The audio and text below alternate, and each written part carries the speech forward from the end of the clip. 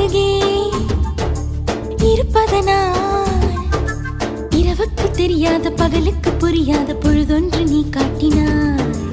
இதயத்தில் நீ இருப்பதனால் நான் தூங்கும் நேரத்தில் என்னுள்ளே தூங்காமல் நெஞ்சுக்குள் வாயாடினாய். கண்ணாடி நீ கடிகாரம் நான் உன்னுள்ளே ஓடோடி வாழ்வே.